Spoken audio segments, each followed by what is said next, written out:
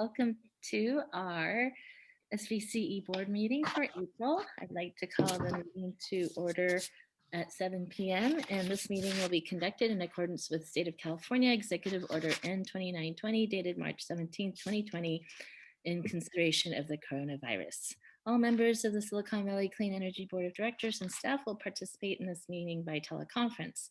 Members of the public may observe this meeting electronically by accessing the meeting via instructions. I think you probably have the instructions if you're on the call.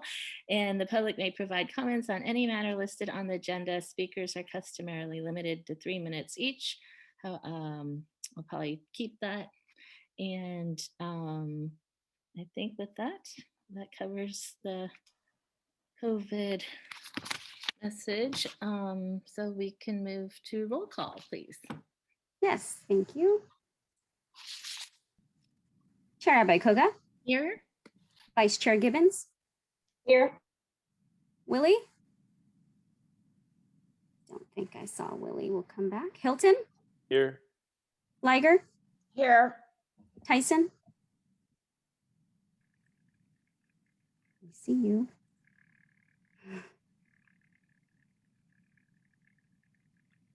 Sorry, I was that guy. Here. That's okay. Thank you.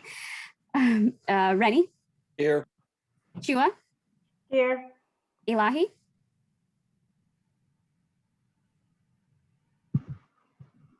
And Elahi, are you present?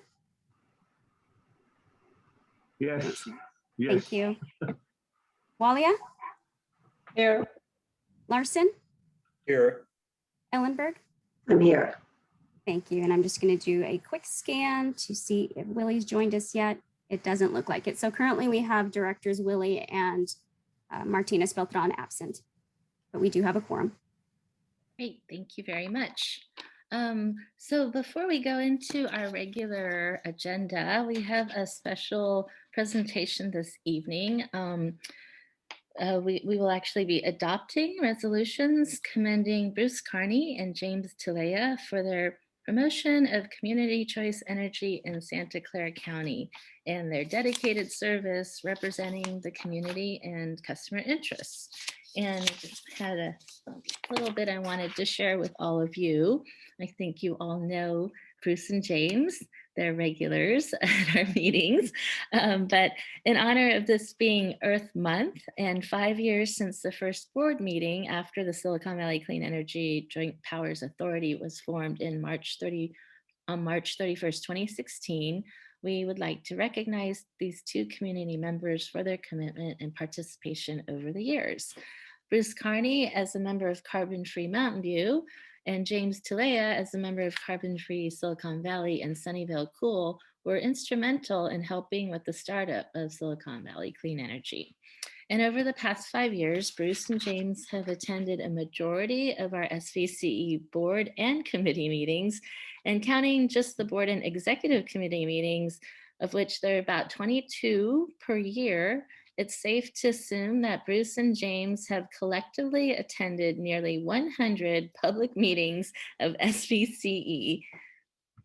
Throughout 2016, Bruce and James, along with other community clean energy advocates, attended local city council meetings to show support for municipalities considering becoming members of SVCE to lower community-wide greenhouse gas emissions. And during the early days, when our small team of staff were engaged with heavy outreach activity to inform the community of the transition to clean electricity from our new local agency, Bruce and James volunteered to help attend events or answer questions online and at community forums. While serving on the boards of Carbon Free Mountain View and Carbon Free Silicon Valley, Bruce and James, along with their fellow members, strongly supported that SVCE become the first community choice energy agency to provide electricity generated exclusively from carbon-free sources. And Bruce and James offered valuable input during the development of our innovative customer programs, which continues through today as we continue to develop new offers and services for our community members. So on behalf of SVCE, the Board of Directors, I'd like to present Bruce and James with a Community Energy Hero Award and resolutions to commend you both for your service to our organization. And it's been a real pleasure working with both of you. I've had the honor of working with you since the start. And yes, we'll do a virtual or not virtual. You can unmute yourselves to clap. I don't actually have the resolution. I think we'll be sending it to both of you, the awards. But yes, thank you so much for your leadership. I really do credit both of you for getting SVCE going. I still remember that meeting when you came to the Cities Association to advocate for it, that we as cities start this, and here we are. So thank you so much to both of you for your leadership. And I'm gonna, if you'd like, either of you or both of you like to say a few words, I would be happy to hear from you.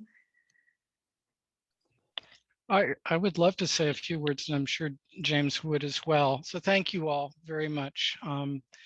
Not just for the award. Many are unsung heroes and now have been sung, so we will never be referred to as unsung heroes again. But one of the things that gives me the most pleasure is what a wonderful job the board has done over the 5 years in adhering to the vision of carbon-free electricity, and making the investments that you've made to expand the portfolio. One of the most pivotal moments for me was when the board was still meeting in the council chambers down in, or I guess the county chambers in San Jose.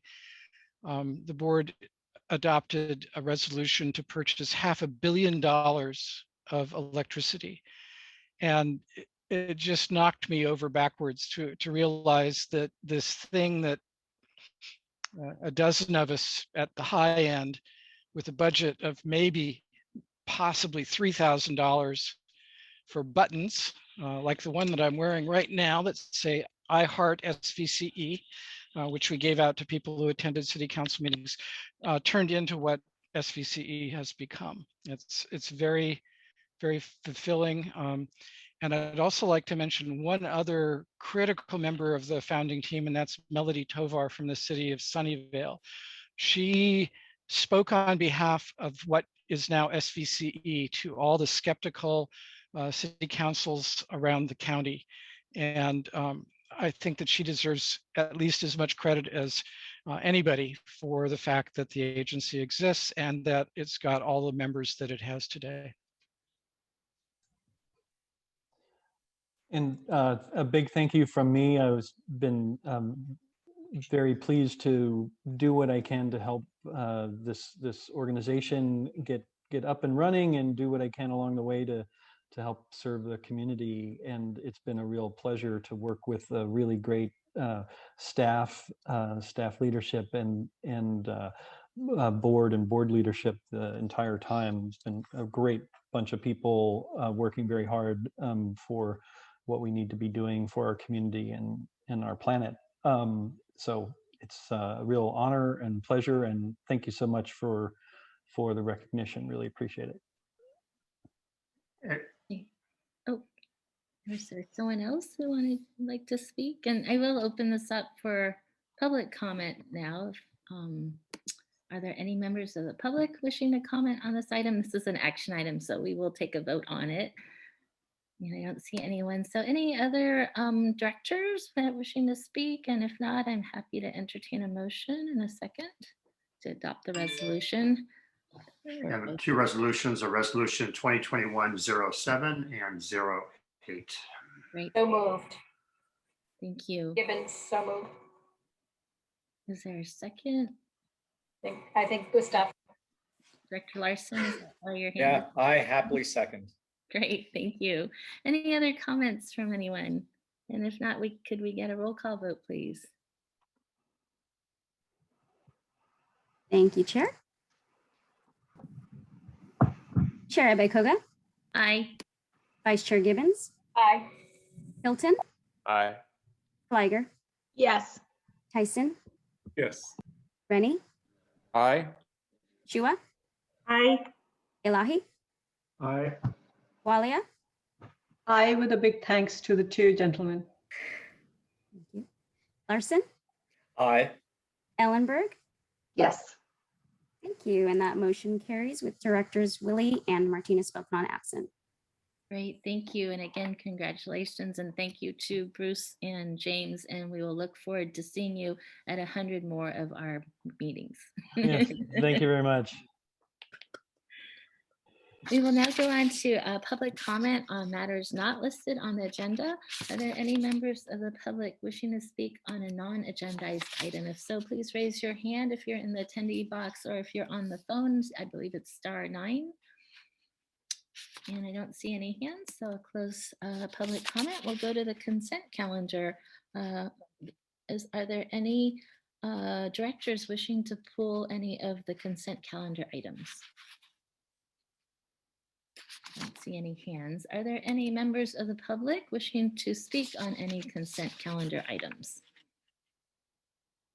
And I don't see any hands there, so I'll bring it back to the board. And if there's no further discussion, I'm happy to entertain a motion in a second for the consent. Tyson moves approval. Second. Thank you. Any other discussion? Thought I saw a hand, but I think it went down. So if not, could we get a roll call vote, please? Yes, thank you. Chair Bekoga, Aye. Vice Chair Gibbons, Aye. Hilton, Aye. Liger, Yes. Tyson, Yes. Rennie, Aye. Chua, Aye. Elahi, Aye. Walia, Aye. Larson, Aye. Ellenberg. Yes. Thank you. And Willie, I see that you've joined us. We are on the consent calendar. Would you like to vote? Yes, I would, because I did read the material so far. So yes, aye. Thank you so much. And that motion carries with Director Martinez Beltran absent. Great, thank you. We'll go now to our regular calendar with item 2 is our CEO report from our CEO, Mr. Balachandran. Thank you, Chair Abekoga and members of the SVC board. Happy to present the CEO report. There's a lot of information in the CEO report. I'm not going to go over it, but I'll just refer you to that. We have an update on power supply issues, decarbonization programs, account services, and legislative and regulatory issues. If at any time in your travels you wonder about what's the latest thing that SVC is doing on renewable power or programs or account services, just go to the CEO report and look at those presentations. There's lots of work that gets put into it. And it's all the stuff that you have approved over the months and years coming to fruition. So you see those results. So that is a part of the CEO report. I have several other items.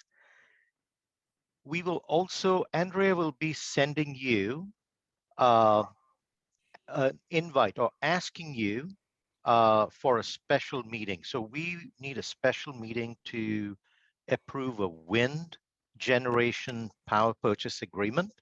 And that's on a very short timeline. We need to do it by next Thursday. So we would like to schedule a meeting. And so she'll be sending you that information probably latest tomorrow morning. So thank you for that. And it's going to be very much in line in terms of the policy issue is very much in line with item number 4, which is you have already directed us to buy renewable power and meet certain goals. This wind power contract is implementation of that policy direction. And this will also be our first wind contract. Second, with Governor Newsom having announced that California is going to open up on June 15th, given that we're moving into more vaccinations, et cetera,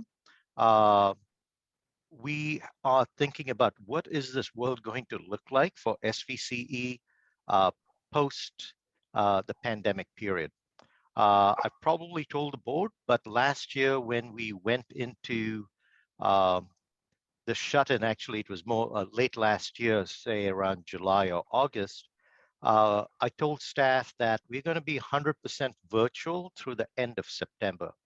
And if we get back to normal before that, we will be looking at what needs to be done, but they could basically be 100% virtual through the end of September.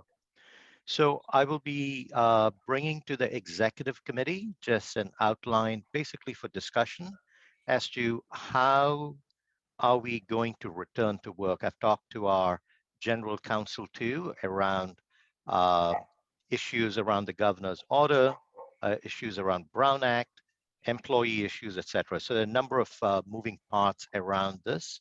And I'm sure all of you are involved in this in your own cities. So we'll have a kickoff discussion on this with the executive committee in April. The next item I want to talk about is an award we received, but I'm not going to talk about it. I'm going to have us play a 3-minute video so you can enjoy that.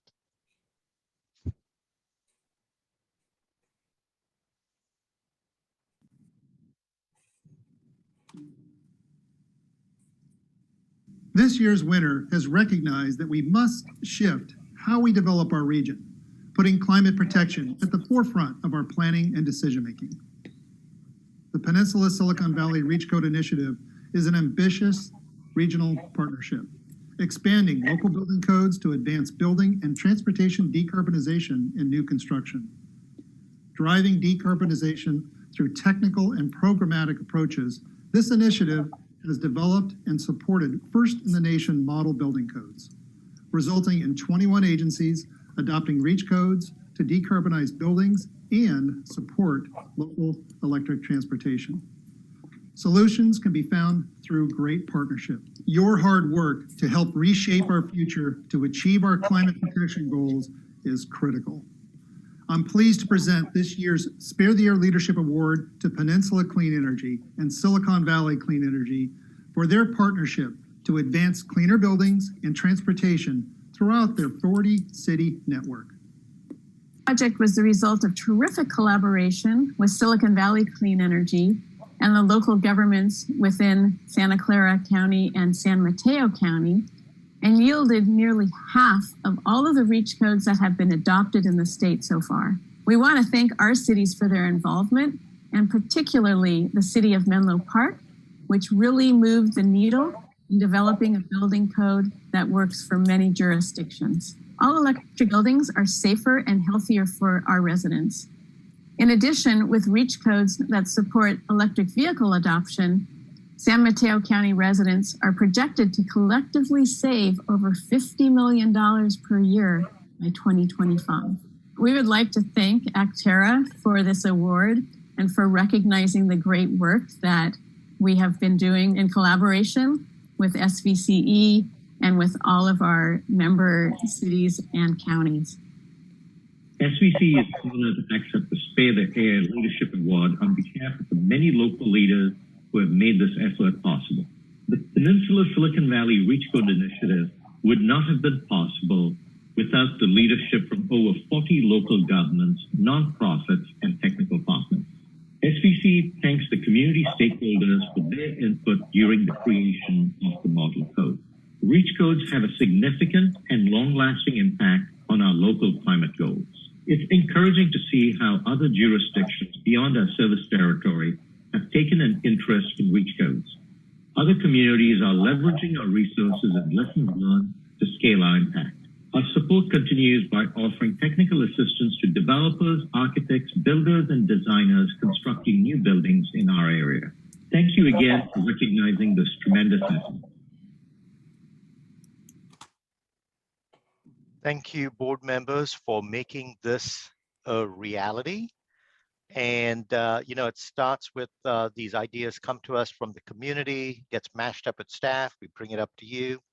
And so that leads me to the next item on the CEO report. It's a mixture of like super happy to see John Supp pursuing his dreams, but also very sad to see kind of the architect of implementing this across our service area, the REACH codes. He was the man who made it happen, front of the stage and backstage. I'm going to hand it over to Don Bray to introduce John and recognize his efforts and also to say goodbye to him. All right, thanks, Girish. And yes, this truly is bittersweet. But John is leaving us, as you know. He's moving back to the East Coast. Maybe he'll have a few words more to say about that. But he's really been with us since the start. He joined us in early 2017, helped us get further established with our large commercial and industrial customers. And then when we were able to really begin to think about programs, helped architect the very first grant application that we did. Some of you might remember the heat pump water heater grant that we pursued and were successful in getting with BACMID. And John had a lot of ideas in that, ideas that I really think were central to the success that program had. We've recently finished it. All the 100 heat pump water heaters that we envisioned implementing have been deployed, and we're now doing EM and V. So a very successful program, and really the first of its kind in the Bay Area. In doing so, he helped coin the branding that we put around the program. You might all be familiar with the term future fit. One day with great aplomb, John said, "Don't retrofit, future fit." And the notion of building electrification and looking at electrifying a home, not just the water heater, but space heating and conditioning and other aspects of a home under this umbrella notion of the future fit home was born. So John's a branding wizard too. And then, of course, as you've all known, John was very involved in rolling out the REACH codes, really working very tactically with staff across so many of our cities and establishing relationships that were basically new to us in the planning and building departments, working with staff on what REACH codes were all about, and then kind of joining up with the efforts that were happening with you all at the council level and the city manager level to really make this happen. And John was at virtually every major presentation of REACH codes across our cities, acting as the expert, answering all manner of questions and doing so very patiently and creatively, and oftentimes with a sense of humor. I think maybe the thing that many of us will miss the most about John in the office is that he was just great to work with. He was fun, easygoing, super knowledgeable, wide range of experience, and he was always the guy who could think outside the box. And as I told him today, sometimes annoyingly so. Just when you thought you had the answer, John would say, no, have you thought about it? And then you go, oh, no. And you'd have to broaden your thinking. But it's a real skill of his that we'll miss and the organization will miss. Yeah, we've really enjoyed working with you, John, and you've accomplished so much here. We thank you. Any thoughts from you, John, as you move into the next chapter? Well, I have to say I'm a bit moved already.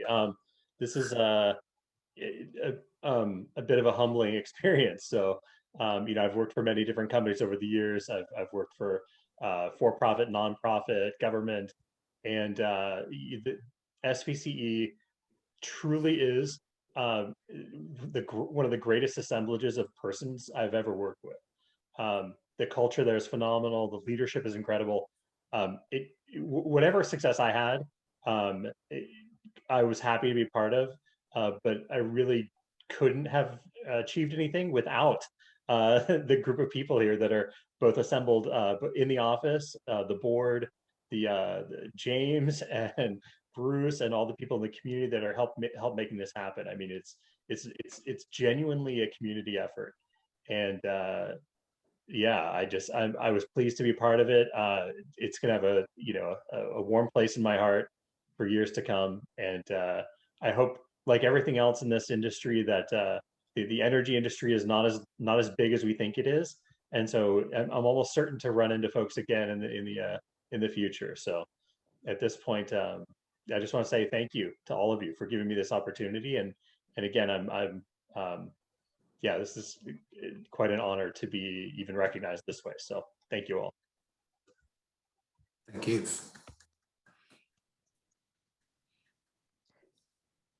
Thank you, John. So I'll move to the last part of my CEO report, which is actually having Melissa provide you an update. So I'll hand it over to her. And once she finishes, Chair Abekoga, I'm done with the report. Thank you. Hi, everybody. Can you hear me? Yes. Yes, I see people nodding. Great. Okay, so I'm going to talk about a couple of items today. So I just have a few slides. Next slide, please. So the first one is related to SB 612 and the PCIA. That calls the tale of two policy paths because we are pursuing two paths. There's a legislative path with SB 612, and then there's a regulatory path that relates to the same issue. And the issue at hand is, again, the issue that SB 612 addresses, which is that CCA customers pay for the cost of legacy energy resources via the PCIA, but they don't have access to certain attributes associated with these resources that help reduce the PCIA. And so this is the threshold issue that SB 612 is trying to address. And what it does is it gives all load serving entities equal right to receive legacy resource benefits in a number of different ways, but mainly through certain allocations related to these attributes. So it can be greenhouse gas reduction benefits. It can be related to reliability benefits. But it is, the point is to provide equal access. And SCCE and other CalCCA members in conjunction with CalCCA have been requesting support from local legislators, cities, and counties. And the bill has a number of co-authors. I'm not going to read all these names here, but the ones in bold are part of our legislative delegation. So we should be really proud. I think one thing to really show here, in addition to Senator Becker on the assembly member side, every single assembly member in our delegation is a co-author to this bill. So this is a great thing. I'm very proud of our member communities there. And I also want to give kudos to Santa Clara County for submitting a letter of support for the bill last week. And I also wanted to note that Silicon Valley leadership also submitted a support letter as well. So on the legislative side, we're going to continue to push and advocate for this bill and continue to push for support as well. On the regulatory path, so this issue about legacy energy resources originated at the PUC, as I've mentioned in the past. There was an extensive working group process which ended in a settlement with CalCCA, Southern California Edison, and Commercial Energy and Energy Management Company. The elements of that settlement went into SB 612. For over a year, the PUC did not act on the settlement to approve it, to do anything with it. And then last week, late breaking news, they issued a proposed decision which addresses this working group settlement. Unfortunately, it doesn't go as far, it doesn't go nearly as far as we want to. It doesn't go as far as SB 612. It doesn't give us full equal access. It does acknowledge some allocations, but they're limited to 2023. It doesn't give us all the allocations that we want. So we have significant concerns with the bill. And so the next step is for CalCCA, in conjunction with SCC and all the member agencies, to provide comments to address these concerns and limitations with the decision. And hopefully the decision will be modified and hopefully we'll address those comments, but we'll see what happens. And the decision is scheduled to be voted on as early as May 6th. It could be held to a later date, but at this point it's scheduled to be voted on May 6th. So I just wanted to flag that for you, that we are advocating on the regulatory level at the PUC, and we're continuing to do strong advocacy for SB 612 at the legislative level. I will stop there, see if there are any questions. I don't see any hands. I don't know if I have everybody on my screen. Oh, it looks like Dr. Fleiser? Hi, Melissa. Thank you so much. Oh, sorry, Chairman. Can you hear me? Yes. just a quick question on SB 612. I appreciate that the county and SVLG already submitted letters, and I don't know where we are in the process with this bill, but a few of us serve on the Citizens Association of Santa Clara County and also on the Legislative Action Committee. We don't meet for a couple of weeks, so I don't know if that would be too late to maybe see if we could get a letter from the Citizens Association to support. Thank you for raising that. I did speak with Rich Constantine yesterday about the Cities Association, and I know that the window for you guys to submit a letter with the Legislative Action Committee has closed for this moment in time. So basically the bill is going to be heard by the Senate Energy and Utilities Committee on April 26th. And so letters have to be in by the 21st. And from what I understand, that the Legislative Action Committee does have to meet to submit a letter. But I will definitely keep you all posted for future opportunities. You know, we're still in the early part of the legislative session. So, but thank you. I do appreciate you raising that. Are there any other? Don't see any other hands. We have a few more slides to go through before. Okay. Yes. So the next slide, so I'm going to talk about SB 67, which is Senator Becker's bill. And so what this bill does is it establishes a California 24/7 clean energy standard program. And the bill establishes annual procurement requirements for clean energy, quote unquote, which includes renewables and other zero carbon resources. The timing of delivery of this clean energy is designed to be better matched to the timing of electricity usage. And so it's called net peak subperiods. The bill directs the Energy Commission to define these subperiods and directs the Energy Commission and the CPUC to establish interim targets starting in 2024. In terms of long-term targets, there is a 2030 target of 85% clean energy. There's a target of 90% clean energy in 2035. And by 2045, the bill directs a path to 100% clean energy. Next slide, please. So we, SBCE staff, specifically the Power Resources team, did an extensive analysis on the impacts on SBCE. And so the sort of high level takeaway for us is that while SBCE broadly aligns with, while SB 67, broadly aligns with SBCE's decarbonization and clean energy goals, the bill does not meet SBCE's cost effectiveness goals, and it is unclear whether the bill meets reliability goals. And so in terms of the cost effectiveness piece, we found that the bill, based on specific assumptions that we made, could potentially have very high cost impacts, significant cost impacts to SBCE. So this is where we feel it doesn't meet the cost effectiveness goals. And the bill as written, in terms of reliability, it's unclear how it interacts with existing mandates. Right now, the PUC is also looking at additional mandates related to the summer, as well as to midterm and long-term mandates. And so when we talk about reliability, it's like, how do all of these different directives work together to ensure that the grid remains reliable? So those are a couple of concerns. While we do applaud the bill, and we do think it does align with a lot of our high-level sort of clean energy goals.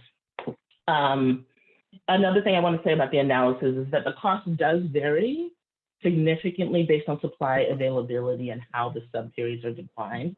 Like all bills, you know, this bill establishes a high-level framework, but the devil is in the details and how the bill would be implemented if it was adopted. So basically, the Power Resources staff had to, you know, basically run different scenarios based on that. And there's always a cost impact to the bill. The bill would increase costs, but depending on how the bill would be implemented, it could really be significant to us. So this is a concern to us.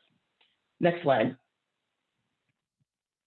So again, just outlining the concerns, when we talk about the cost impact, one of the key pieces is that there's no method of cost recoveries for CCAs in terms of implementing this bill. So if there's a cost impact to CCAs, we want a method, a way to recover those costs to ensure that our rates remain affordable, that our most vulnerable customers aren't harmed by the cost impact of this bill. Another concern is the supply availability of hydro is uncertain. It depends on the availability of hydro depends on the year, whether it's a drought year. And so that's another issue in terms of meeting these clean energy goals. And then, as I mentioned before, the impact of reliability and how they interact with existing mandates are also unknown. So we have a few proposed amendments. The first one and the key amendment for us is that we request the bill allow CCAs to recover costs via an exit fee. So it would be similar to a PCIA, so that CCAs aren't on the hook for long-term resources where they've entered into long-term contracts. And then if customers depart the system, then remaining customers are on the hook. So this exit fee would work similar to how the PCIA works for the IOUs. We also request that a pro rata share of renewable portfolio standard and large hydro resources are counted toward this goal to protect against over-procurement and help mitigate any cost impacts. And then we also ask that all retail sellers, so that means CCAs, IOUs, aren't obligated to procure in pursuant to this bill if cost leads to a material increase in rates. So again, this is a bill that we would support if those amendments were included in the bill.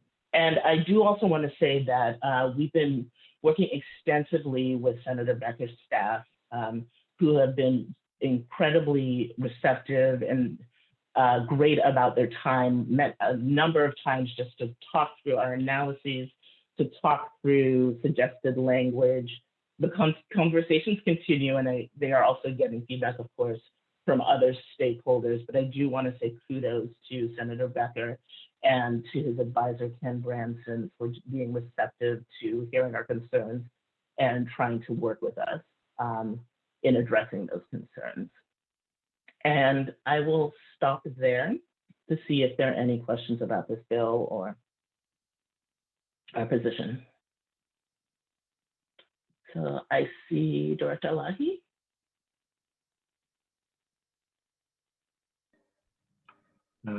Can I speak, Chairman? Yes, please go ahead, Director Elahi. Yeah, thank you for your presentation. The cost recovery, I was curious, does that apply to the IOUs also, the PG&Es? Yes, are they able to recover costs as a result of this bill, or would they be in the same predicament that we will be in? That's an excellent question. Yes, they can. Just by the nature of the IOU structure, they are able to recover costs as a nature. IOUs are able to recover costs related to mandates, and they recover them from ratepayers. I think the difference is IOUs are subject to CPUC oversight differently than CCAs, and so any procurement is approved by the CPUC, who deems those costs, quote unquote, reasonable. And so that allows for a cost recovery there. So if they can recover costs and we are always 1% or 1 cent below them, is there something preventing us to raise our rates again, to be just 1 cent below what they raise their rates to? I don't know. Therese, do you want to speak to the rate issue? So this is just one portion of our costs, right? So at least for this particular mandate, you're right, we would be able to be in sync with their costs. So why is the cost recovery aspect that we're seeking, why is that important if you can do it anyway by raising the cost? Oh, sorry, I misunderstood. Sorry, I misunderstood your question. Would you mind repeating your question, Director? Yeah, my question was that this bill is going to impose additional costs both on the IOUs and us. And when, the impression I'm getting is the IOUs can go ahead and raise their rates to recover those costs. And my question then was, if they can raise the rates, we can always raise our rates to be 1 cent below theirs. And if we can do that, then why are we so concerned about the cost? Is there another reason why we're concerned about not being able to recover costs? Yeah, it's not really tied that way into that linear way. And then the second bigger issue also is direct access. If direct access opens up even more, which the PUC and legislature are studying right now, customers could actually leave us. So these commitments that will be made are for 15 years, 20 years commitments. So as you know, with the PCIA, we can barely forecast a year out. So these costs are very volatile, and we may essentially lose some of our customer base too. So when you're thinking about, we are committing for 15 years, and there is no guarantee that we're going to have our customers pay for these commitments we make for this mandate. Whereas PG&E, regardless of direct access, whether direct access opens up or not, they're guaranteed cost recovery. Okay, I guess I'm getting a little lost here. You start talking about direct access now. I mean, where is the cost recovery going to come from? I mean, we're just customers. Asking that we. Yes, if it comes from customers, we are going to raise the rates. So if you're going to raise the rates, then direct access may go away anyway. So, no. So I'm not understanding. I'm missing something, obviously. So customers may leave us. So if the customers leave us, we don't have anyone to collect it from. So it'll be remaining customers who pay even more than their share. So the rates would go up dramatically. And that will lead to more customers leaving us. So you'll basically get into a death spiral. All right. Okay. If you go this. Yeah, I get it. I saw the rest of the words on that sentence. You're trying to recover costs via an exit fee, so that the people who are leaving you, that's where you want to get your cost recovery from. Correct. If there's a mandate in this, well, mandates, yeah. So ultimately, we don't want to leave remaining customers on the hook for rising rates. I see Vice, oh, I'm sorry, Director Alahi, do you have other questions or is that? You can, okay, great. We'll go to the Vice Chair then. I'm not sure mine is exactly a question, but I was very pleased to hear the discussion about working with Assembly Member Becker to with his staff, because it would be to his advantage to have a successful legislative item in his first year in office. And since CCAs are across the entire state, there could be a lot of support for this measure across the entire state.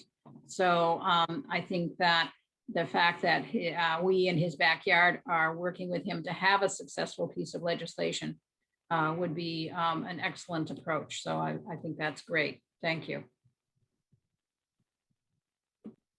Great, thank you. Anyone else with questions for Melissa? Yes, Director Rennie. I would just add on that Senator Becker and his staff are very happy to have us working with them also, and are very flexible in trying to come up with a bill that would work for them. And our support is extremely important to them. So it's good to build this working relationship, because we both can help each other a lot in that. And so I just wanted to stress that they are very flexible in wanting to all the amendments we mentioned here, they seem to indicate they wouldn't be a problem. Of course, they have to go back and study them and so forth, and we'll see what other amendments might be needed along the way. Great, thank you. And Director Chua. Thank you, Chair. I just need some clarification. According to President Biden's last stimulus package of $2.3 trillion. Part of that is for clean energy, and it's an ambitious goal of clean energy, but instead of 2045, for 2035.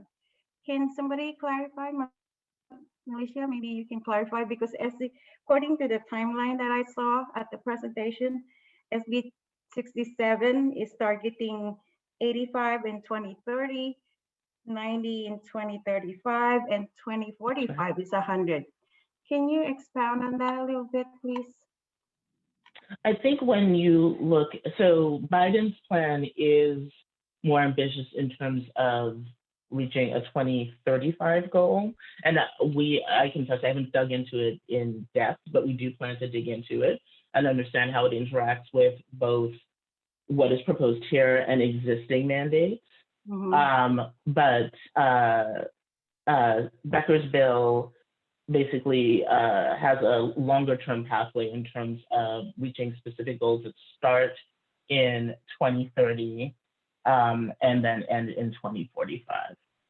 But these are two separate, I think they're on two separate trajectories. Yeah, okay. At this point. Thank you. Anyone else with questions or comments for either Melissa or for the entire CEO report?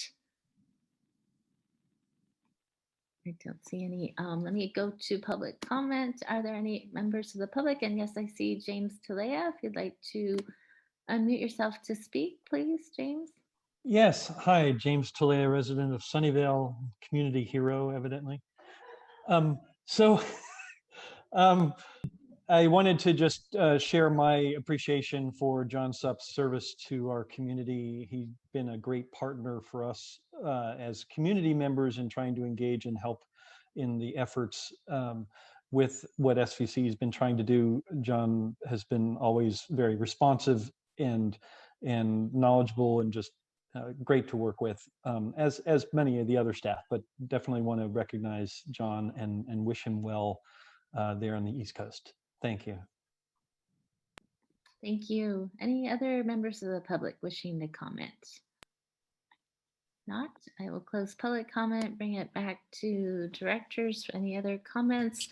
I would just like to thank you to Melissa and Girish for working with Senator Becker. I think it's, as Director Rennie mentioned, it is mutually beneficial. And I know that the Senator has been incredibly open and responsive, and I appreciate our staff too, working hard with him and his staff to hopefully get the bill to a place where we can support it with amendments. And then I wanted to thank John Supp. Thank you so much for your many years of leadership and service. You've been really a staple for SVC, so it's going to be odd not to see you, but we wish you all the best in your future adventures, and I hope that you will keep in touch with us. And thank you so much for everything that you've done in getting us up. And I just wanted to also say congratulations to us and Peninsula Clean Energy for the award on reach codes. I guess the news has traveled quite far, because I actually got a call from a reporter of the Logic that's based in Quebec. I believe it's a newspaper or magazine, asking about our reach code effort. And I just got the email of the article, so I'll send that over to everyone. But I guess the world has heard about our efforts here. So I'm very excited and proud of that. Lots to be proud of on this Earth Month. So thank you, Girish, for the great report. We will then now move on to item 3, which is approving the participation in the California Community Choice Financing Authority, JPA. And we have our presentation by our CFO and Director of Administrative Services, Amrit Singh. Good evening, directors. I will share my screen to go through this presentation.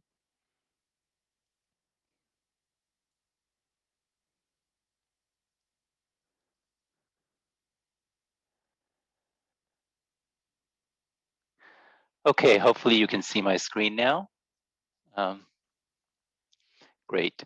So the approval that we're asking for today is to approve the JPA agreement, what we're calling California Community Choice Financing Authority. So this is an entity that we're setting up that's a necessary step in order for us to execute in the future a prepaid transaction.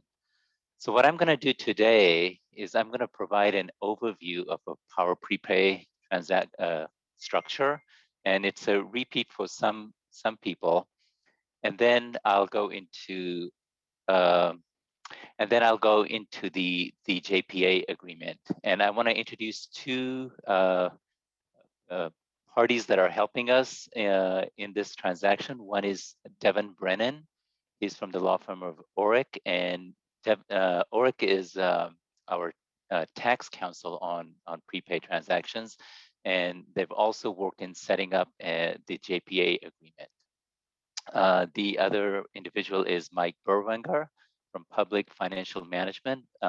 Mike is our financial advisor, and he has decades of experience in power prepay. So he is the expert, and he's also will be joining me and will answer any questions that you may have and can go into a lot more detail. So with that, let me start with a brief timeline of prepaid development at SVCE. As you can see from this slide, we began looking at the prepaid structure as far back as June of 2019. So well before my time here. It started with an overview to the Finance and Admin Committee. Then around November timeframe, we started to pursue an RFP, a request for proposal for who the bank would be, one of the key counterparties that's part of the prepaid transaction, and I'll go through that in detail. So we issued an RFP to select among the key banks that are the participants in prepaid transactions, along with then leading up to, before the selection, we made several other presentations to the Finance Committee, and then around July of 2020, we selected Morgan Stanley as a prepaid bank supplier. And it says SVCE and East Bay Community Energy. We're doing our prepaid transaction in partnership with East Bay. So together, both of us selected Morgan Stanley among other participants in the RFP. Then I'm not going to go through each of the milestones, but I'll touch on some of them. In September of 2020, we provided the board with an overview of the prepaid transaction, also updated the Finance Committee. Then October of 2020 is when we entered into our agreements with Orrick and Chapman, two of the key attorney counsels that are advising us in the prepaid transactions. And then as recently as last month, we provided an update and a status report to the Finance and Admin Committee and to the Executive Committee. And at the time when we made the presentation and also went through the overview of the prepay, we informed the committee that pending completion of the JPA agreement, we would be bringing that agreement most likely to this board meeting in April for approval. Okay. So let me begin with a brief overview of prepaid transactions, and then I will go through actually in steps how we structure the prepaid transaction. Why are we doing this? What's the goal? The goal is that we, through this structure that's been in place since the 90s, we can effectively reduce the cost of our power purchases when the quantities that will flow through the prepay structure. And our target is we want to be able to get savings somewhere around 8 to 12% before we will engage into this structure. And where does the savings come from, or how do we achieve the savings? The key point to remember is that we enter into a transaction with Morgan Stanley, which is a taxable entity. And the savings comes from the ability of this structure to arbitrage the difference between taxable and tax-exempt interest rates. So think of it this way: when Morgan Stanley, a taxable entity, when their treasury, when they want to raise capital and they want to raise debt or issue debt, an investor, a bond investor in Morgan Stanley debt, when knows that any returns they get on that debt, the interest payments, they will have to pay taxes on those earnings. On the other hand, if they were to buy a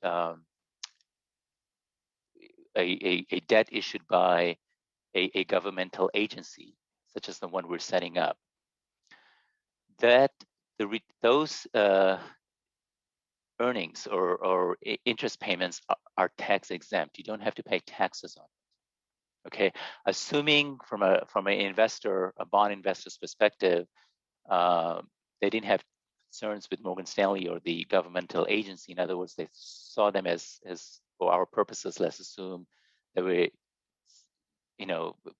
from a credit risk perspective, they were similarly situated. In that case, an investor would say, let me buy the governmental agency debt because I don't have to pay taxes on the returns. Why would I buy Morgan Stanley? As a result of that, the governmental agency interest rates tend to go down. So the governmental agency says, hey, there's a lot of interest in my securities or instrument. I can lower the interest payments. So market forces drive that rate down in a normal market, and Morgan Stanley's debt rate would be higher. What we're doing, you can think of this in the simple way, is we are giving Morgan Stanley access to that tax-exempt debt at a lower interest rate. Okay, and then what we're saying is, well, Morgan Stanley, we're giving you a lower access cost of debt, but we want that savings that you're getting from that flowed back to us on a negotiated basis through power purchases we will direct through you, lower our cost of power purchases. Okay, so that sort of is the essence of what we're trying to do. Is that's how we're arbitraging the difference between the two taxable and tax-exempt debt. And we're translating that into savings, into power purchases that will flow through these transactions.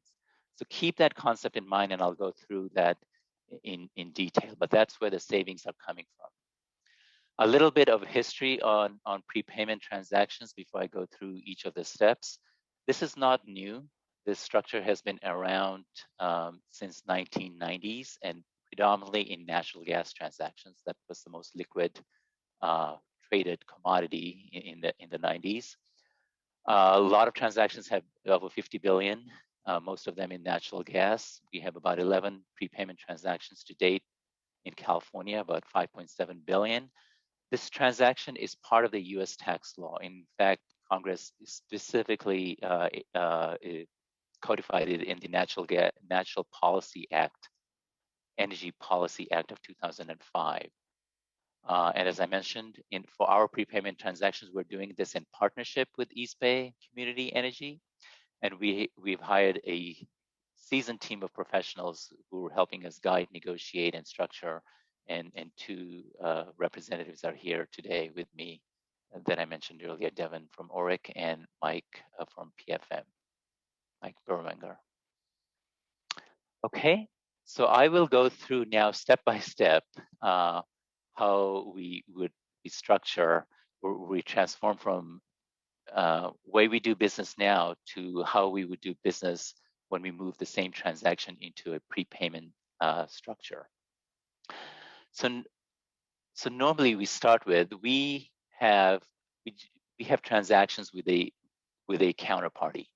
PPA seller, we're calling a power purchase agreement. We execute power purchase agreements. This could be for renewable energies, or we could be doing any carbon-free transactions now or in the future that we can put into a prepaid transaction. But normally, we do a deal with a counterparty. They provide us energy, and we provide them with payments at the agreed contract price. Okay, so that's the structure. That's how we're doing business now. And now we're going to look at how would we purchase the same energy at a lower cost through a prepayment transaction. Let's, for our purposes, assume we have a $30 per megawatt hour deal that we're paying a PPA seller. Let's see how we can reduce the cost of that. So first, we have to do some things to set up the structure. And the key one, which we're asking the board to approve today, is creating this entity, a separate legal entity called California Community Choice Financing Authority. So that's step one that we're seeking approval for. And this is the entity that's going to issue the tax-exempt debt. Second is this transaction that we have with the counterparty.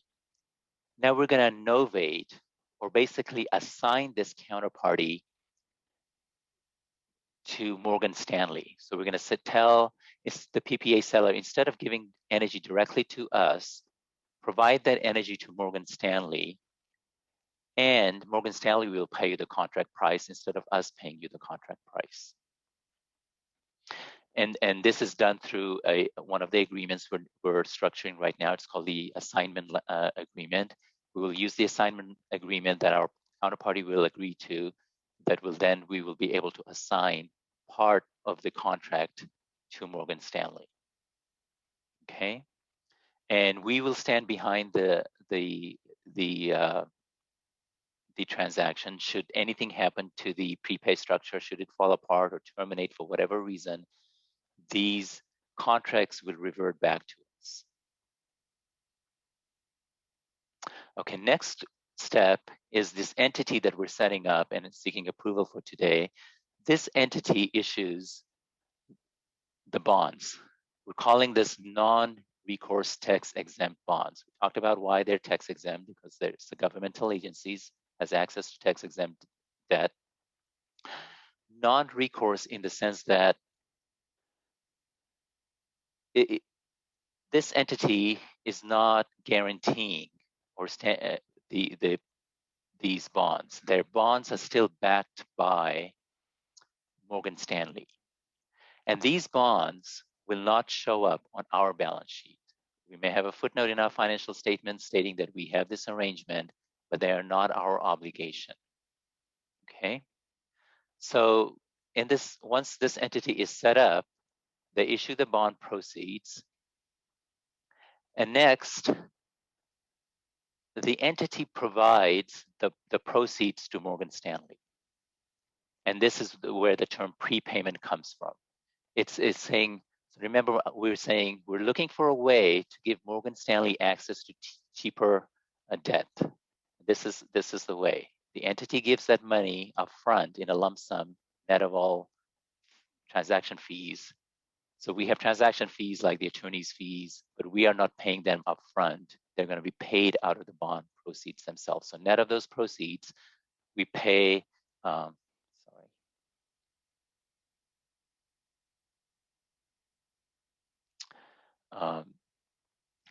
We pay those. We give that money up front, and here there's an agreement that we enter. This entity, Cccfa, enters into with Morgan Stanley called the Prepaid Energy Supply Deal, which lays out the terms and conditions that I'm giving you this money, and over the term of the 30 years, you are to provide me with energy in return for this upfront payment. Okay.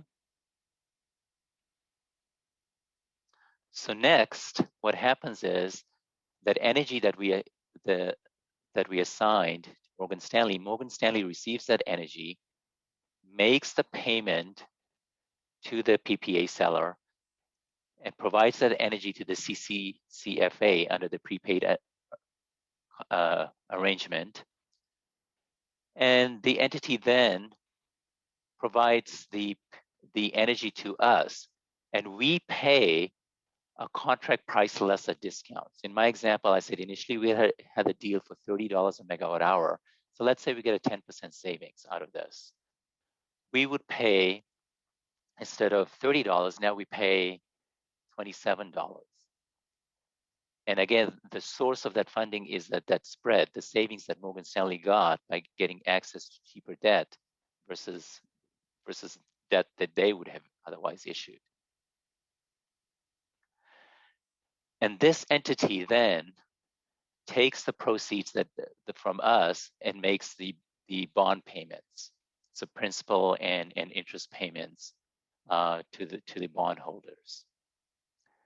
So once this is set up, the same energy that we used to get directly from the counterparty and paying $30, we will get through this structure that comes from Morgan Stanley, and we get it at a lower price of $27.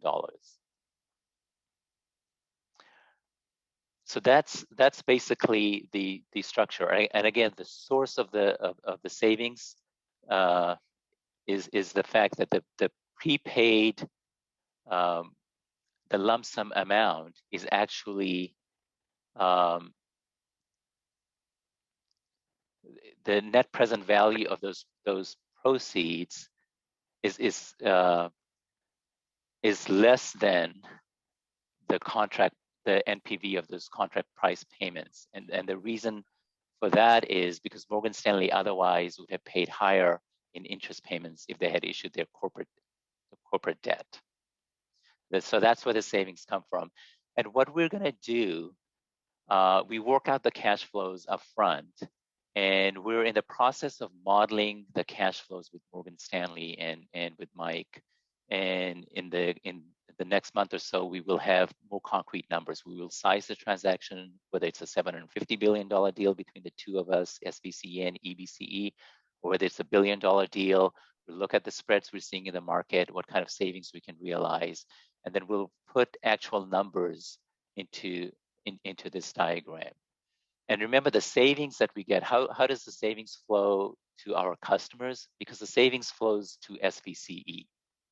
You know, instead of paying $30, we're paying $27. The $3 we're saving is basically gives us the opportunity now to fund the goals of the organization, the decarbonization, the programs that we issue because of those savings, or fund the discount rates that we're giving our customers. That's how our customers fit into this picture. Okay.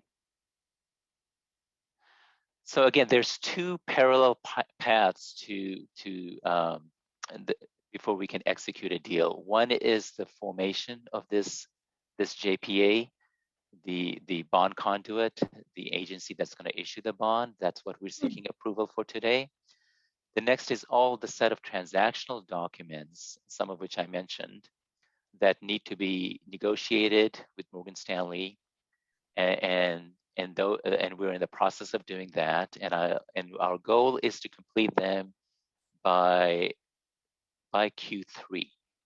And I'll talk a little bit about the schedule of this. A lot of the schedule will be driven by the market economics, the spreads, the interest rate spreads we're seeing in the marketplace. So now I'm going to talk about the JPA, the Cccfa Jpa structure, and how we're setting up the JPA agreement. So this entity its main purpose is to undertake financing or refinancings in connection with prepayment transactions. Those are the type of financings it can do. It's to support CCA's prepayment transactions. The board will consist of one representative from each of the founding members, and there are 4 founding members. There's us, there's East Bay Community Energy, there's Central Coast Community Energy, and Marine Clean Energy. And the board, the director on the board will be either the CEO or the designee of the CEO. But one key provision we've added in the JPA agreement is that at any time the founding member can remove the director. So if the founding member of the board is unhappy with the director's performance, that director at any time can be removed. And later on, the non-founding members, like other CCAs or other CCAs, can be added as associate members. They won't be voting. They won't be on the board. But with 2/3 approval of the board, they can be elevated to become a founding member. Each member will pay equal share of the general and administrative costs of the entity, and we don't expect this to be a large cost because generally we think there will be a very limited staff, mainly limited to a treasurer and a controller, maybe on a part-time basis. As I mentioned, the bonds will not constitute obligations of any of its members. And all costs of prepayment projects will be sort of boxed off, will be boxed with the entity that's taking the project. So when MCE does their prepayment transactions, they will be responsible for all the costs associated with that project. That is not going to flow through to other members of Cccfa. And at this point, what we're asking is not approval of a prepayment transaction. That will come later. If and only if it's in our interest to do so, we will bring it to the board. At this point, we're only asking approval to approve this JPA agreement and allow SVC to enter into this JPA. So this gives us the right, but again, not the obligation to undertake any energy prepayment projects. We expect the annual cost to be about $100,000 a year. So with 4 members, our share would be around $25,000. Now the tentative schedule, and I say tentative because the key that's going to drive when we want to pull the trigger and when we want to execute the transaction is going to be the market, the economics supported by market conditions, which is mainly the spread between the taxable and tax-exempt interest rates. Those spreads in recent past are not where we needed to be, and still are not where we needed to be to get our target savings of 8 to 12%. But they're moving in the right direction. We've seen some prepayment transactions recently being executed. With the way the markets are shaping up, the spreads are opening up, and we want to be ready by summer. And if we see spreads widening even sooner than summer, we may have some opportunity to speed some of our activity here to capitalize on to be able to move when the market is there for us. So things like talk about raising corporate tax rates. That's going to actually help support the economics of this deal because it's going to make the spread between taxable and tax-exempt debt wider. Or things about inflationary pressures. All those things will be actually helping make the economics of the deal better. So we're seeking approval of the JPA agreement, and we're continuing negotiating with all the supporting transactions that we need to put in place. Based on our current schedule, we are targeting to bring a approval of a prepayment transaction document around June timeframe to the board. And at that time, we'll have more specific details on the dollar value and dollar amounts, and we'll go through that, and all the agreements we'll submit to the board for its review, and we'll go through those in detail. So at this point, we are asking the board to approve Cccfa Joint Powers Agreement and authorize the CEO to execute this agreement. And questions there, I see Director Larson. Yeah, thank you. So I think I finally have my head wrapped around how this works, and I'm glad that some very clever people have figured this out because I would not have been able to come up with this. The question I have is around novating contracts. Do the contracts need to have special provisions in them so that we're able to novate them? And really what I'm getting at is will any of our existing PPAs be able to be subject to this, or will it just be going forward that we'll have to structure new PPAs to accommodate this? Yeah, very good question. So that's one of the agreements we're structuring right now, called the assignment agreements. We do want existing PPA holders to basically sign on them, because we're explaining to them the structure. Some of the more sophisticated large counterparties are used to this because they've done other PPA, other prepayment deals before, or assignments. So they're aware that there's very minimal risk to them. And in maintaining good relations and with us, they would want to sign on to that. So we are going back to our counterparties and saying, please, explaining the prepayment transactions to those who are not familiar with it, and asking them to sign on. And it's going to become a standard part of our contracts going forward. So any new execution, we will ask for this right up front. Okay, very good. Thank you. Any other directors with questions? Yes, Director Elahi.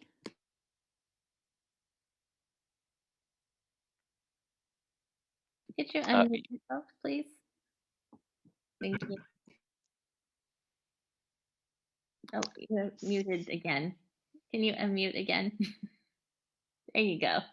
Thank you. I said thank you for, I'll go over it again, I guess, for going over it in such detail. This is, I guess, a JPA 101 or something, I guess, or arbitrage 101. A couple of questions. One is, I know when it started, we may have had one other member, now we have 4. The arbitrage rates for investment grade bonds issued by governmental agencies also depend on the rating of the particular agency. I mean, some city might be rated horrible and their bond will not fetch as much interest as the rate that agency such as ours, which has already been rated, will fetch. So this Cccfa, if the other parties in the joint who are our partners in this agreement, if their rating is not as good as ours, isn't that going to affect the interest rate that we can command, or it'll make it more? The margin will shrink more because I don't know if any of these are rated as of now. I mean, we are, but I don't know about the other 4. So if they're not rated, would that may be a consideration as to who you invite to be on this board, and whether they should have a rating that is at least up to par with ours, because otherwise it might drive down the rating of the bond, because the bond is being issued with the Cccfa and not by Silicon Valley Clean Energy. Good comment. Yeah, good question. So each prepayment transaction will be boxed off. So when someone is looking at MCEs, it's going to be MCE arrangement with their bank, which may be someone different than Morgan Stanley. And when they look at our transactions, it's going to be us, East Bay, and Morgan Stanley. So one economics of one prepayment should not affect the economics of another prepayment. They're completely boxed off. And I can ask Mike to add any additional information you may want. Thanks, Amrit. I appreciate that. I would just expand on what you were about to say, which is the way these deals are structured is that from a credit perspective, all roads credit-wise lead back to the prepay supplier. So the credit on the bonds is effectively Morgan Stanley's credit. So from a JPA perspective, you're somewhat indifferent to the credit of some of your partners in the JPA. Yeah, and I was thinking that when the bond is issued, isn't it the rating of the Cccfa that determines what the interest rate is going to be on that bond? It actually does not. So the JPA itself will not be rated. The individual members of the JPA may be rated, and they may have different ratings. This is a structured product financing, and the way it works is that for each of these, so MCE has a different provider that they've selected. That provider's credit will effectively be the credit on that bond transaction, and your provider, Morgan Stanley, will effectively be the credit on the bond transaction that you're moving forward with potentially. Okay. All right. Thank you for clarifying that. The other question I had to do with the cost. I know there's a $25,000 estimated cost per year. There's also a foundational cost for organizing this whole, and that number, where is that number at this point? So the fees with the prepayment transaction, if that's what you're getting at, Javed. So those, we're estimating those to be about $1.5 million between us and East Bay, and that doesn't include the underwriting cost. So that will be part of the prepayment transaction. That's what I was saying earlier, that the proceeds from the bonds will also actually pay for that. So we're not going to pay for that upfront. It will come from it'll be financed from the bond issuances effectively. Sure. Yeah, and I understand that, and that'll have to be figured out for us to get the 8 or 10% discount, because that is part of the cost. Now I'm talking about upfront foundational costs for setting this whole thing up and all the agreements and everything else. Could I add to that? What's the fixed cost? Yeah, we started that maybe a little before Amrit came in, so I'll just jump in on this before Amrit joined SVCE. It was $15,000 for SVCE. It was a total of $60,000 that the 4 founding members contributed to get this started up. Sounds good. Thank you. Director Chua? Thank you, Chair. I just need to clarify what was said, that Morgan Stanley's rating is actually the rating of the bond, dependent on the bond rating. Is that true? Yeah, when the investor basically looks at the bonds, they're going to say, because it's backed by Morgan Stanley, they're saying, I'm taking on Morgan Stanley credit risk. You know, that's how they're going to perceive this. So the final say on the interest rate is which entity? The final say, it will depend on the market. So we will look at the market at that time. You know, what we can get on a tax exempt debt that the Cccfa is going to issue. And then we'll work with Morgan Stanley to tell us what their corporate rate is. And that's how we will negotiate the savings number up front. So it's between us and Morgan Stanley. Right? Right. Yeah. Okay, my last question is, how often will the interest rate change? Yes, good questions. So initially, this is a 30-year transaction, but the economics are not there to lock it in for 30 years. So we are going to issue debt that's going to be refinanced in 5 or 7 years. So in 5 or 7 years, we will look at the market economics at that time and say, what the market economics is. And separately, and this is a big part of our negotiations right now with Morgan Stanley, is what that repricing agreement will look like up front. We want to put in some level of minimum discount and some other provisions that we are talking to them right now, so that if we don't achieve those targets, we have a means of backing out of the transaction. That's good.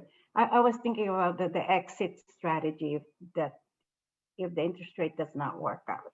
Yeah. So this time frame, the 5 to 7 years, that would be in the contract, I would think, right?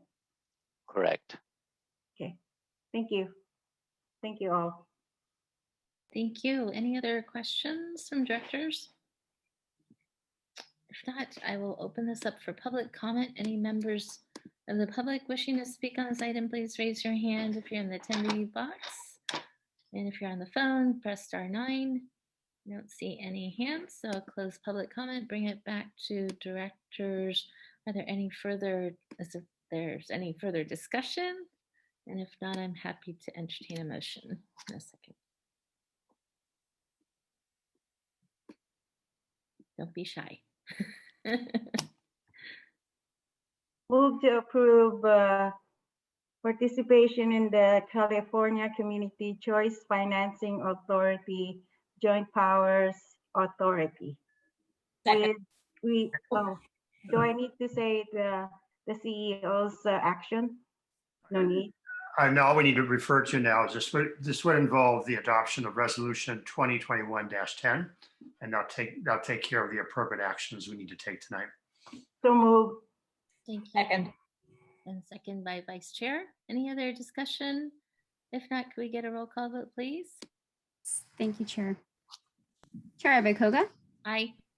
Vice Chair Gibbons. Aye. Willie. Aye. Hilton. Aye. Fliger. Yes. Tyson. Yes. Rennie. Aye. Chua. Aye. Elahi. Yes. Martinez Beltran. Yes. Thank you. Walia. Aye. Larson. Aye. Ellenberg.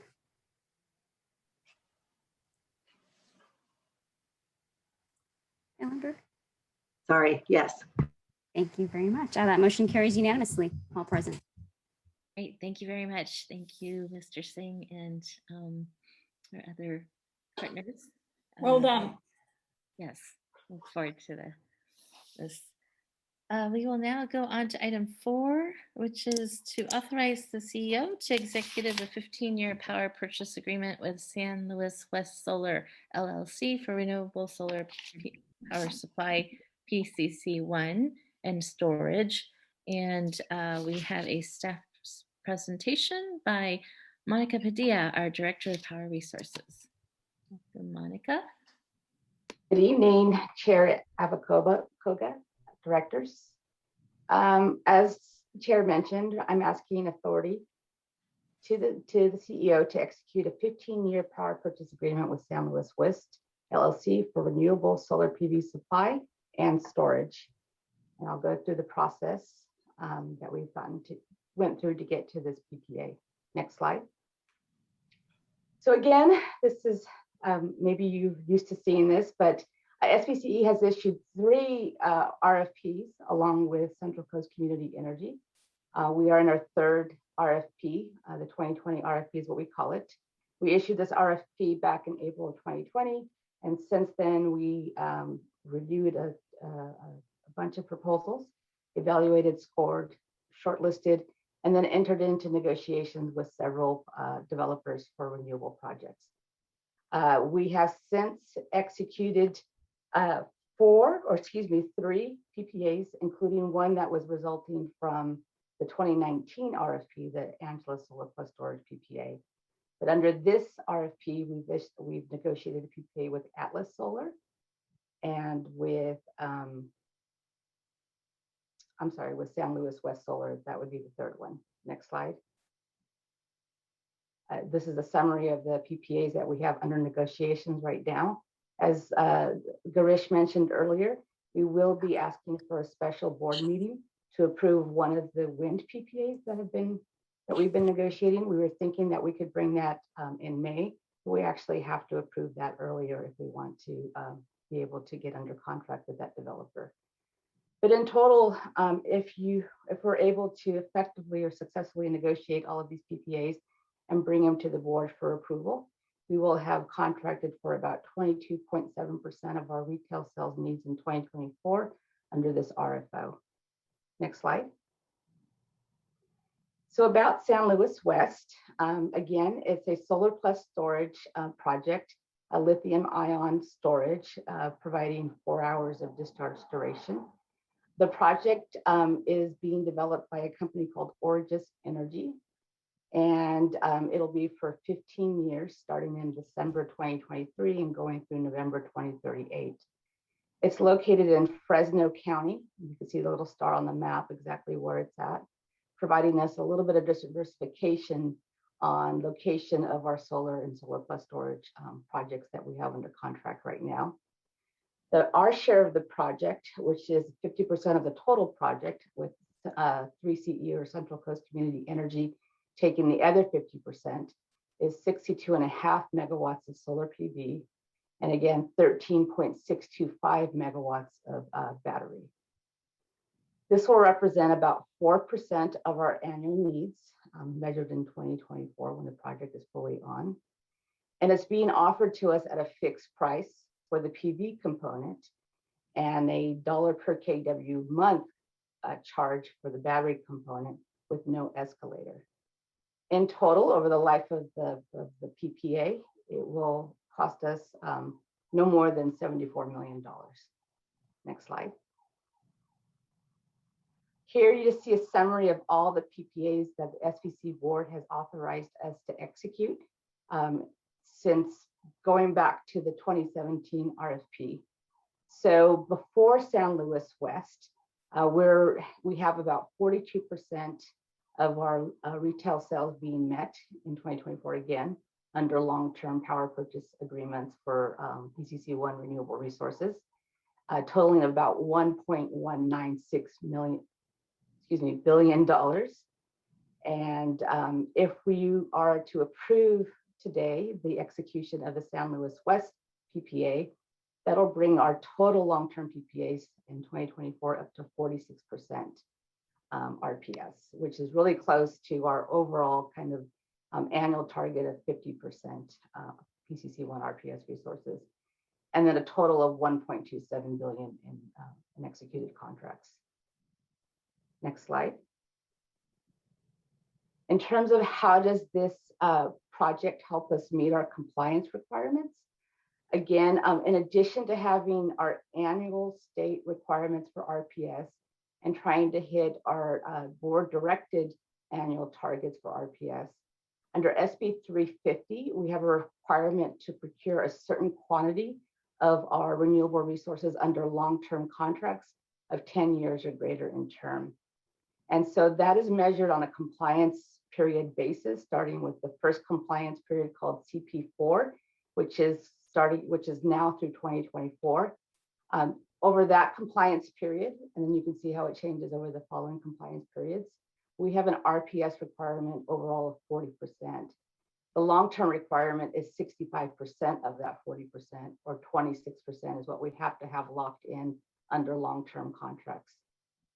We are currently, without the San Luis West project, at 27.6%.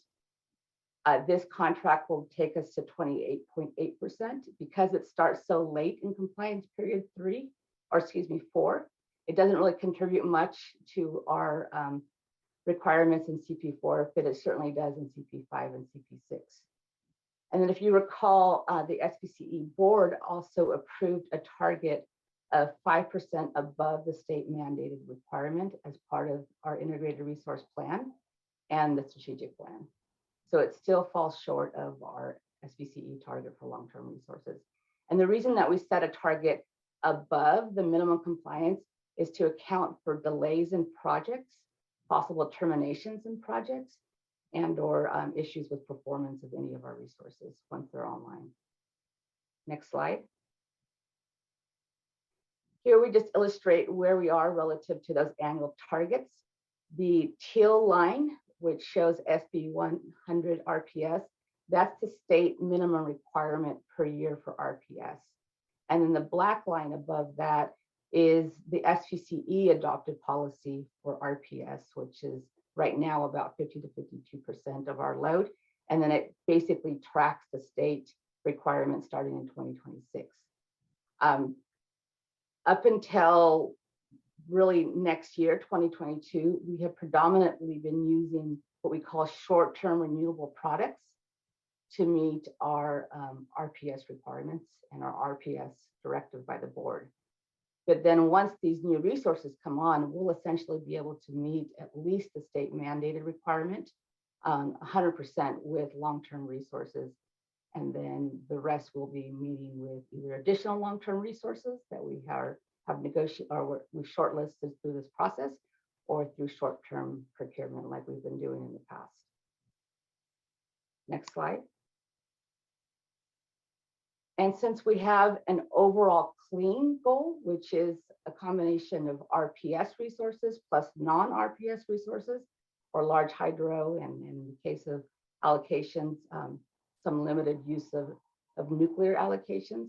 The San Luis project does help us meet that overall clean goal, but we still have a huge open position between now and 2030, as you can see here. Next slide. So our recommendation, our request again, is for you to authorize the CEO to execute the power purchase agreement with San Luis West LLC in substantial form and any necessary ancillary agreements and documents with the following key terms. It's for 62.5 megawatts of solar photovoltaic PV supply and 15.625 megawatts of energy storage for a 15-year term with an expected start of December 2023 and a total amount not to exceed $74 million. And so with that, I will take any questions. Great, thank you. Are there any questions from directors?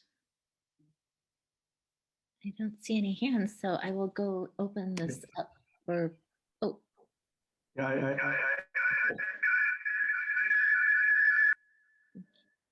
Director Elahi, did you have a question?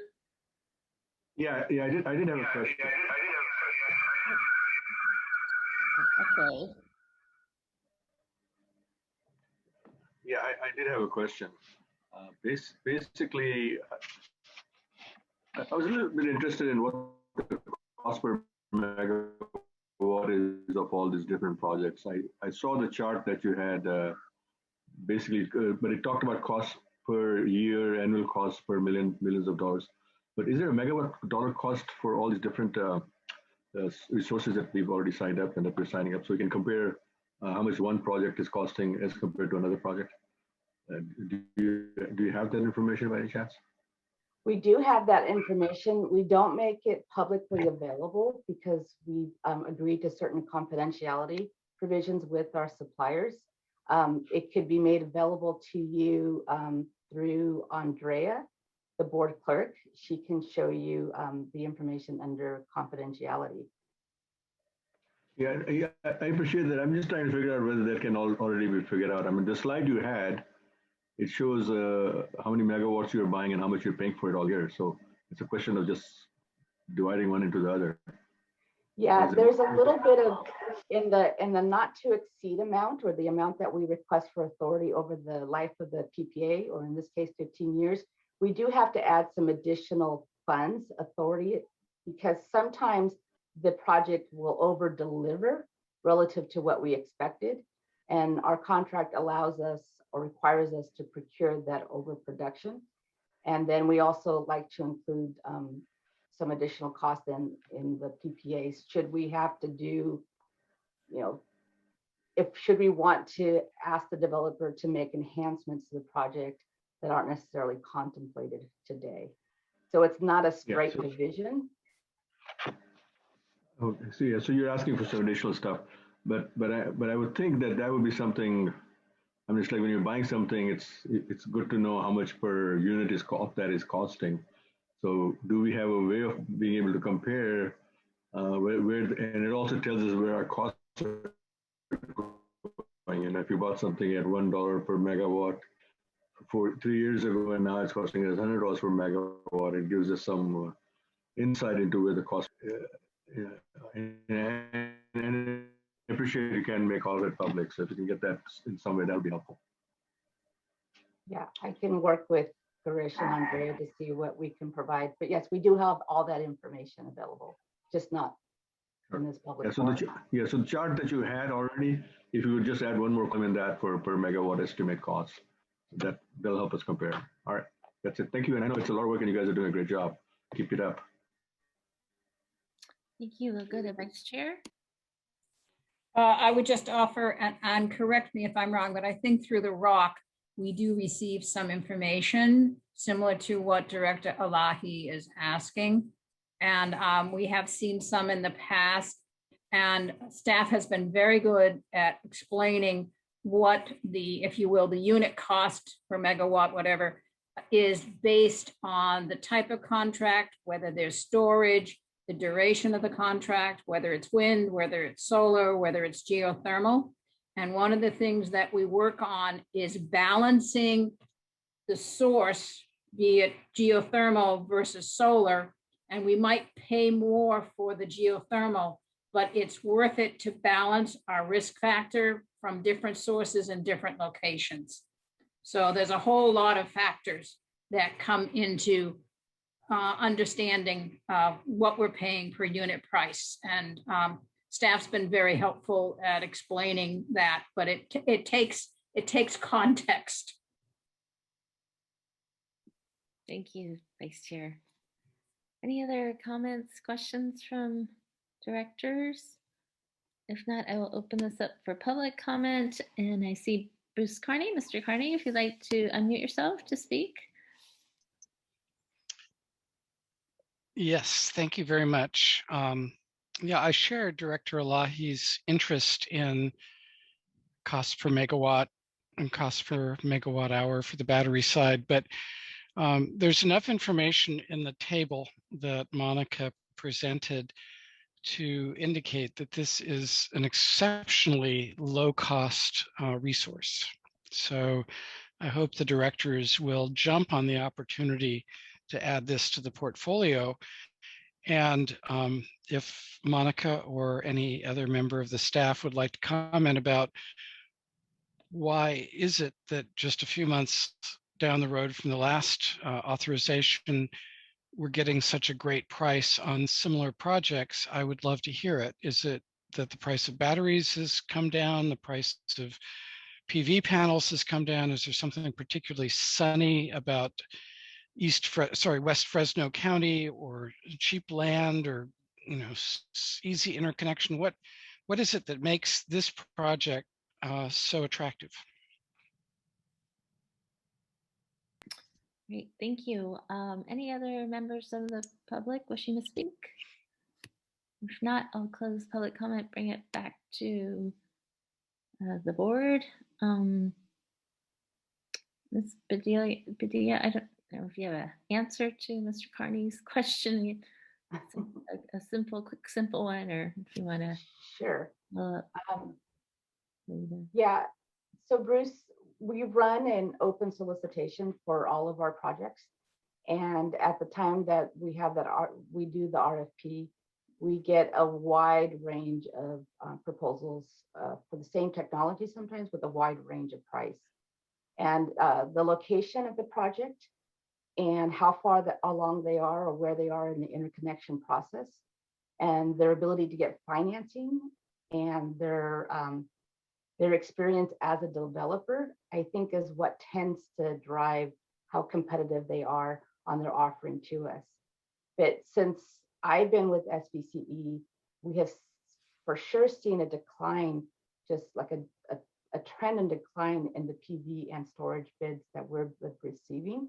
And I think that's just because there's just so much demand for it, and there's issues on the ITC, or the ITC kind of sunsetting, and so many more developers wanting to get their projects under long-term agreements so that they can get the financing and the ITC, or the investment tax credits. But I think that that's primarily what's driving it, is the type of developer and the developer's experience and where they are in the interconnection process. Thank you. All right, any other comments from directors? If not, I'm happy to entertain a motion. So moved. Right, was that Director Elahi? And so second by Director Tyson? That's fine. Great, thank you. If there's no other discussion, could we get a roll call vote, please? Yes, thank you. Chair Ibekoga? Aye. Vice Chair Gibbons? Aye. Willie? Aye. Hilton? Aye. Fliger? Yes. Tyson? Yes. Rennie? Aye. Chua? Aye. Elahi? Yes. Martinez Beltran? Aye. Walia? Aye. Larson? Aye. Ellenberg? Yes. Thank you. That motion carries unanimously. Great, thank you very much. That concludes our regular calendar. Are there any board member announcements and direction on future agenda items? Yes, Vice Chair Gibbons. Thank you. It was in the executive director's report, but I just did want to thank Pamela for making a presentation to a neighborhood association. She was up against stiff competition from the San Jose Environmental Group, and she did a superb job and answered all the questions that they didn't answer. So I appreciate Pamela's efforts very much. Well done. Great, thank you. Any other directors? If not, this will conclude our regular session, and we will be now going into closed session. We will convene to closed session to discuss conference with legal counsel, initiation of litigation, Government Code Section 54956.9 D4. We have one case, and at this time, I would like to take any public comment on the closed session item. So if any members of the public would like to speak on the closed session item, please raise your hand. I don't see any. So I will close public comment, and then we will go into closed session. We're probably looking at about a half an hour. And then we will come back out to report out if there's any reportable action items. So with that, I believe we are going to ask all of our public members to say goodnight or take a pause and leave the Zoom call, and we will then lock this group. So please stay on if you are a director, or if you're supposed to be in the closed session. And we are back to open session, and there is no report from our closed session. So with that, we stand adjourned. Thank you very much, everyone. Have a great evening. Please take care, stay safe, and we'll see you soon. Goodbye.